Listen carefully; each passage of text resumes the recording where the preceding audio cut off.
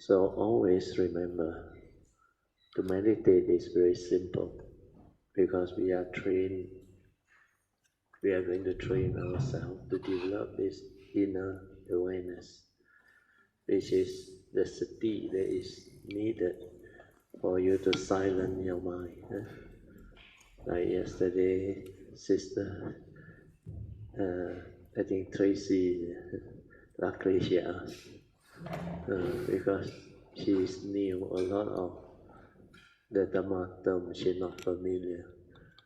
And when you are not familiar, first time you listen, you cannot get the instruction right or the meaning right. These are terms that are very new. So according to Lord Buddha, mental hindrance arise because you lack the spiritual faculty, the opposite.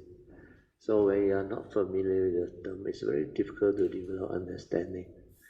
That's why initially you have to listen, then you have to investigate, then find out, then try to develop the understanding. But once you understand, the 5 mental hindrance will become a part of you, where you see them in you throughout the day. Like I explained, every moment of sense experience, you don't believe your mind. You stir your mind, understand? You have your views, opinion, conditioning, belief system, habitual tendency.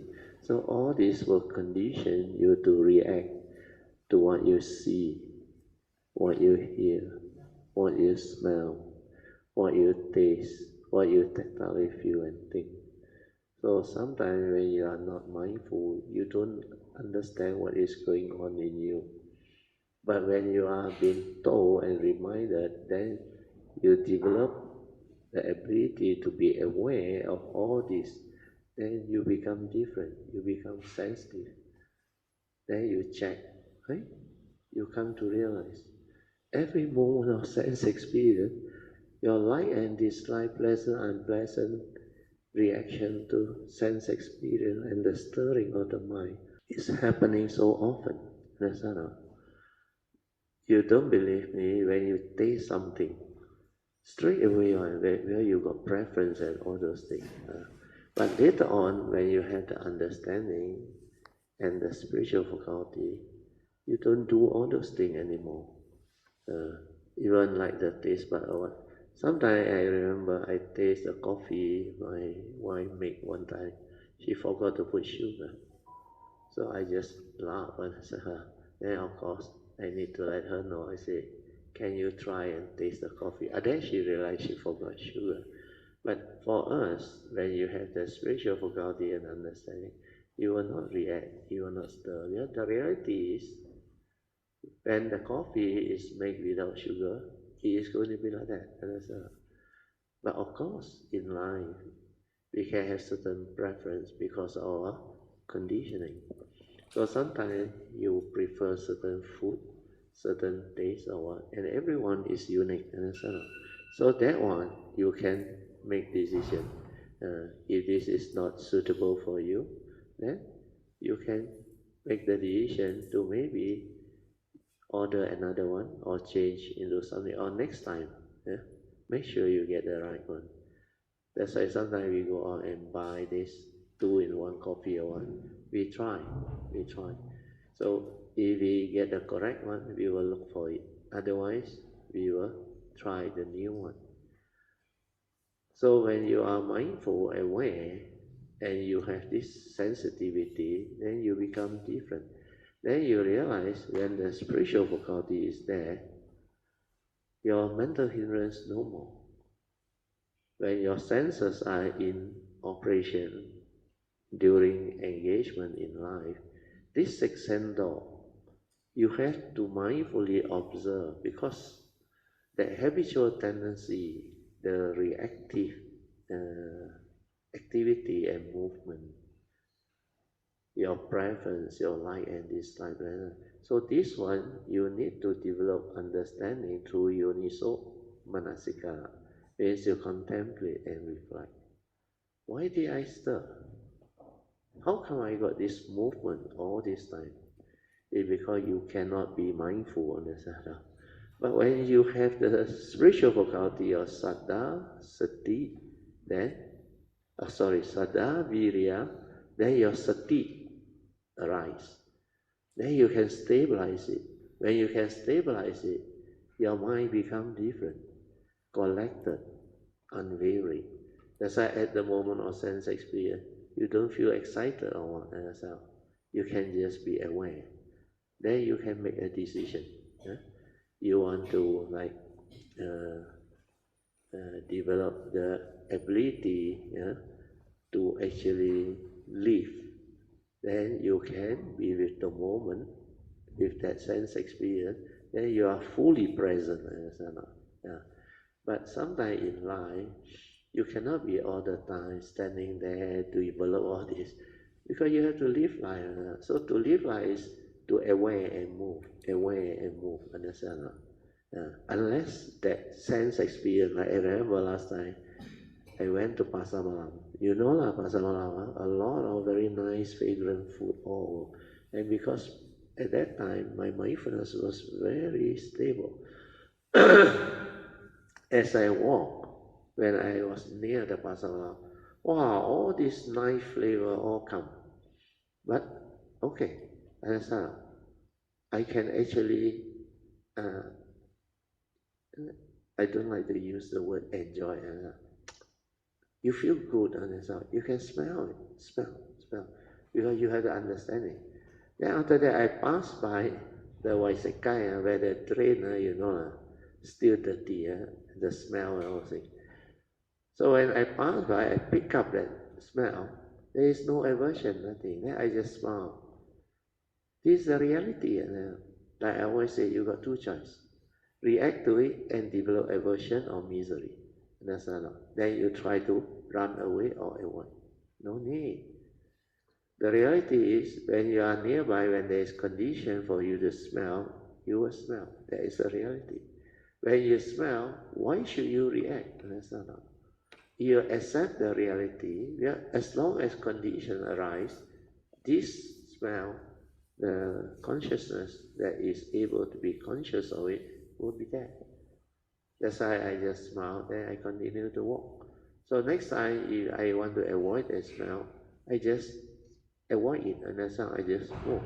That's why in the teaching, they call it the Sabba Asava Sutra. There are a lot of what they call suggestion by the Buddha. Some you have to endure. Some of this, whatever sense experience. Then some you have to avoid, understand?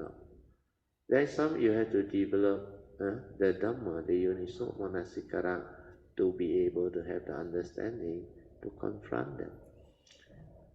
So all this, when you have the spiritual faculty, when your mind is trained, you will know what to do. Then you already different. Well, your mind doesn't behave like last time, heedlessly reacting, stirring. Then you got more and more what they call attention, aware. Mental hindrance no more. So what happened to your mind? Your mind is more stable, isn't it? Then you start to realize you didn't stir, you didn't create mental proliferation. Then you got more and more peace. This peace will translate into space between thought. Then most of the time you aware, then no thought. Aware, no thought. Perceive, no thought. All the things that happen, you are most of the time aware, peaceful and calm. And how can you maintain that? Because your mind is in sati, as a specific phenomenal awareness. You can be aware, but the awareness and the phenomenon move as one. You want to know, you can know. You don't want to know, you just aware, continue to move. Understand? Then later on, when you are like waiting or what, you stand alone, you can silent and develop spacious awareness without a center. So you can try all this. You can develop all this understanding. It's because you already heedful, mindful. You're no longer like normal people. Normal people very heedless. They think a lot, they worry a lot, and their thought process proliferate non-stop. The reaction stirring of mind. So when you experience the heedful living, you straight away will know how to choose. The other heedless way is very, very tormenting. That type of mind is full of suffering, misery, and you hardly aware. And all your mind state from memory, you acting from memory, then all this rubbish come out, condition you.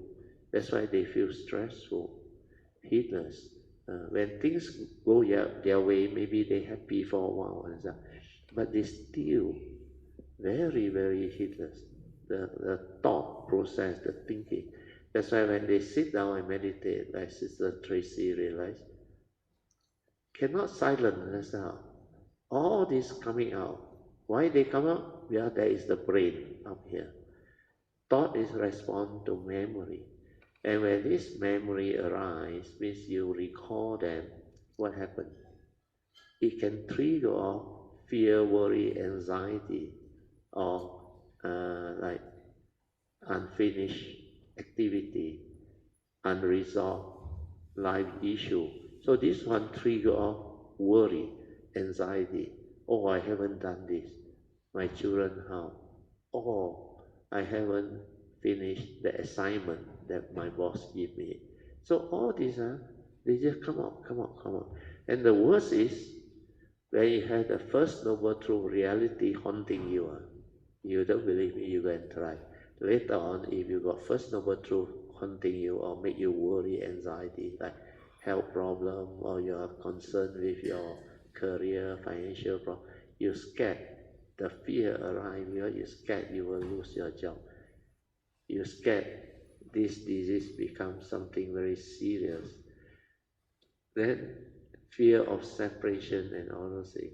Then whatever that you cannot resolve in life, you try to seek, cannot.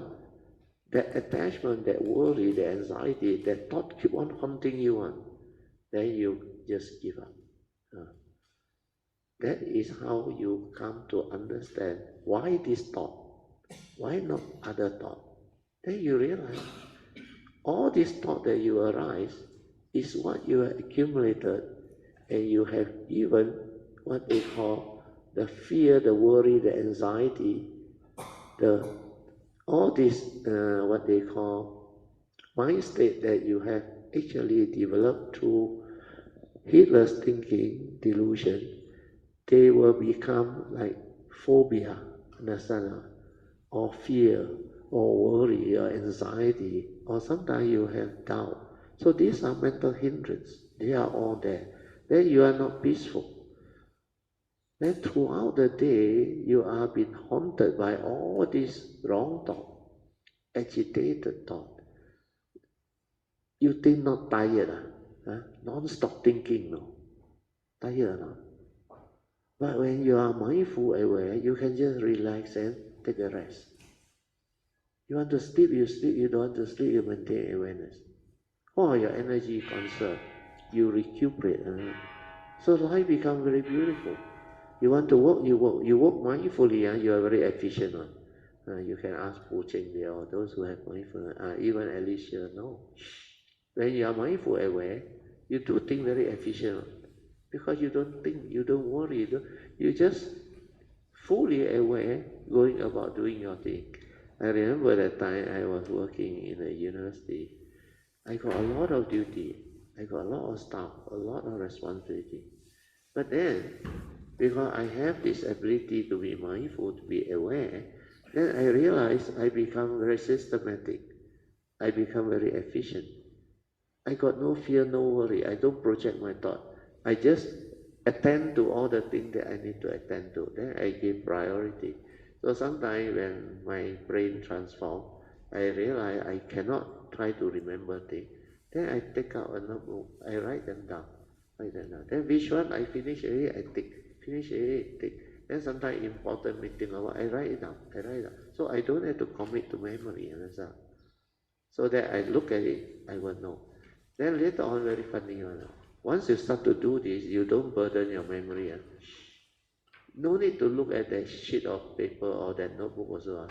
When the time comes for that meeting or what, it will come and let you recollect one. Because you are really aware and look at it. You look at it with awareness. It's very different from trying to remember one. Because when you are aware of what you are reading, that one all in one. Understand? It's just like when you are aware of how you hold this handphone, then how you put it down, because you are not lost in thought when you are doing all this activity, then you move on, mindful. Then later on, you can recollect now. Yeah, just now when I was about to arise, I remember I took this handphone, then I put it in my pocket. Because when you put it in your pocket, you're fully aware. Then you know the phone is there, understand? Or you didn't move your hand to take this phone and you just go, then you also know it's back there. Understand? Yeah? All this, when you do, you are aware. When you are aware, you can recollect. Understand? So mindfulness has nothing to do with absent-mindedness. Understand? Nothing to do with that. But heedlessness has a lot to do with absent-mindedness. Understand? Because when you are doing all this activity, you are heedless. You are not heedful. You are not mindful. You are not aware. So you cannot remember. You like absent-minded. Oh, just now where I put my phone, where I put my purse. Then where is my car key? Because all this will happen. Because when you come home, it's like very mechanical. How you off your car engine also you don't know. How you come out of your car movement or activity you don't know. And how you enter your house also you don't know. Most of the time you hold the key, like very mechanical, repetitive. So you open, you think. The thinking is all the way proliferating. But what you are doing is, all these are habitual activity and so on. So it becomes like mechanical. You just do without you knowing, because you're hardly aware. So to develop mindfulness is to determine to be aware every moment, every instant, every activity you do. Be mindful, be aware. Then the mind will enter sati. Then you become very different. Can understand? Good.